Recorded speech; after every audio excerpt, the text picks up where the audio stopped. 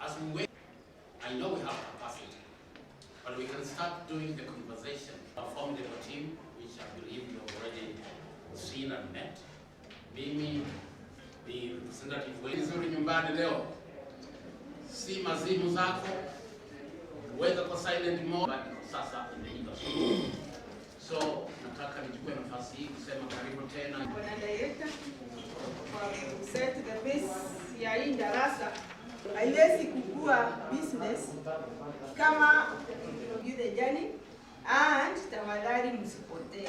Tafadhali tunaomba usipotee of the small scale holder in the coffee value business. Sasa tutajiuliza na tutajibu pale mwisho. Sasa nataka tusikilize ni yapi kwa sababu iko muhimu. Kama ingekuwa muhimu kwetu sisi, a very important crop. Si ni kweli? So it is a very important crop because number 2, we reflected on how we interpret meaning.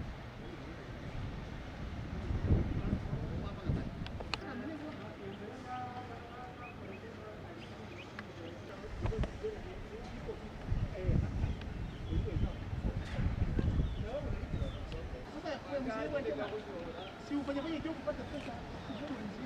Sasa unakuta faida ya dunia kabisa. Wewe unipige picha bana. Ana nyanyari na pia ananiambia chana na hiyo majita.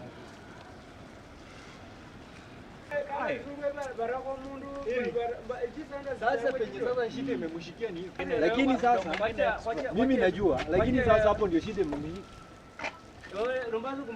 Hapo ndio sasa avuna amemkuja amemuuliza. Yeye wachira kwa kabla lumba na nani mkongo.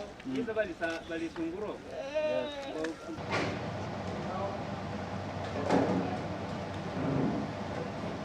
Robusta inapandwa nyanda za chini, part of Bungoma, that's Bumula sub-county, Busia, Siaya, Homa Bay and Kisumu counties.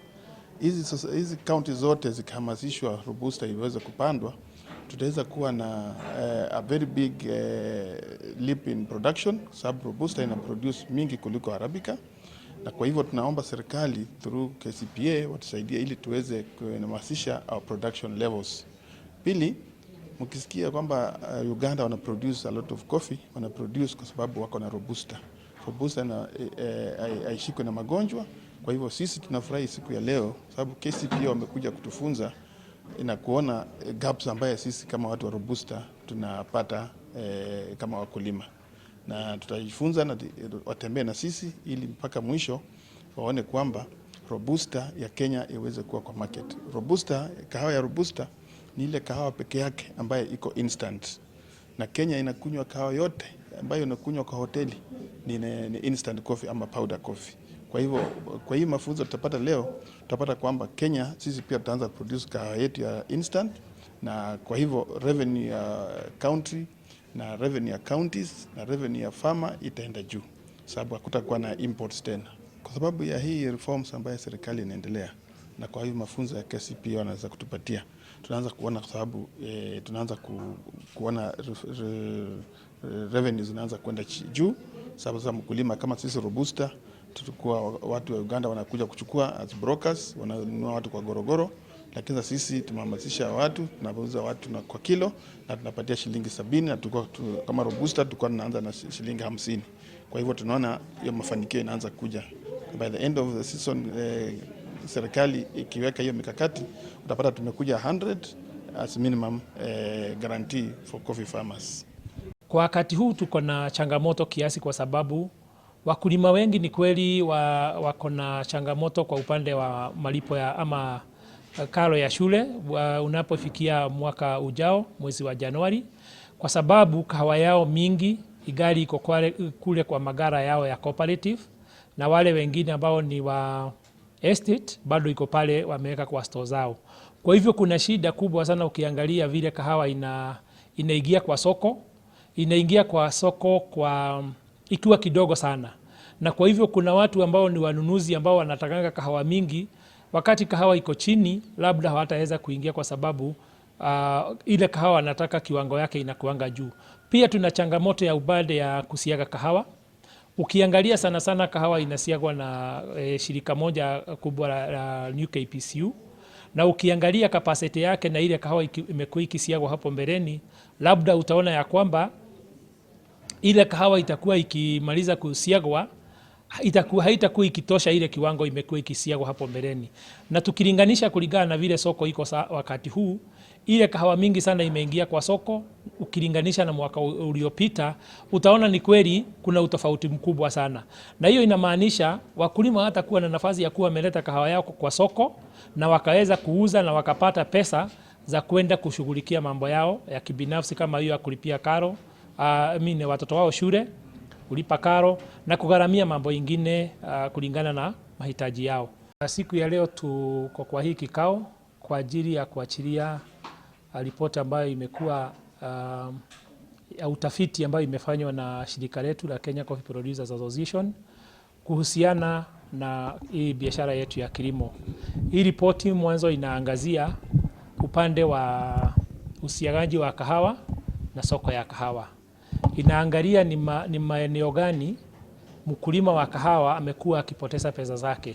Na kwa hivyo tumekuwa tukijaribu kuangalia ni vipi mkulima naye kulingana na hiyo ripoti anaweza jitahidi kuhakikisha kwamba ile hasara haingii kwa upande yake.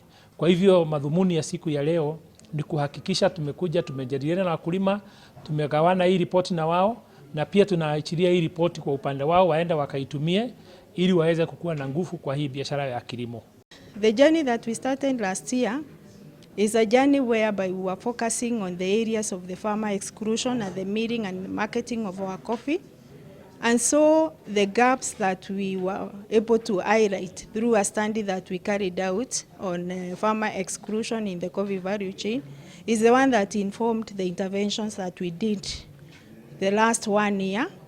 And so we are here again to share with the farmers today, or the stakeholders today, about the interventions or some of the interventions that we were able to do in this project, and some of our recommendations going forward that we will be able to do with the other industry players, or that we are envisioning to do with the other industry players, so that therefore we can have the farmer being more included in his coffee farming business. We put our focus more on the coffee milling and marketing, and so therefore the study was able to review the gaps or the areas that the farmer is excluded, the areas of the farmer exclusion at the milling and marketing of his coffee. And out of those gaps, or out of the study findings, we were able to do a number of interventions to bridge the gaps. Policy issues will require the government or the policy makers to come on board and listen to us, so that therefore they can be able to understand that which we understand, so that therefore they can be able to assist the farmer moving forward to bridge those policy gaps. And at this point, I want to say that we appreciate and acknowledge the efforts that the government is putting across, and especially again, it was a coincidence that the government is putting a lot of focus on the area of milling and marketing of coffee. But when we look at what the government is putting across, and then when we look and compare with that which we know out of the study findings, we only wish that the government can come and work with us, so that therefore they can be informed and be able, because they have that goodwill that they want to assist the farmer, so that they know what we know, and therefore they can be able to concentrate their efforts on that gap that will therefore make the farmer to be fully in charge of his coffee farming business.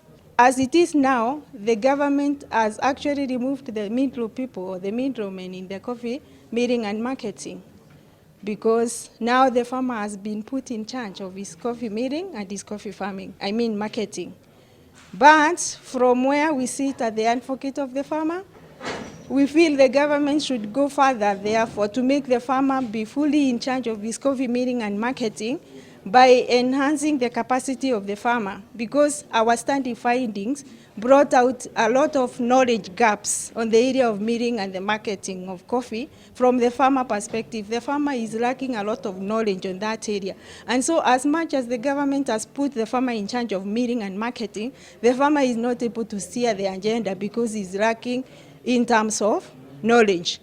The farmer is also not protected by the current. Some of the policy gaps around that area is exposing the farmer, or will not enable the farmer, therefore, to do that which the government wants the farmer to be able to do in order to steer the milling and the marketing of his coffee.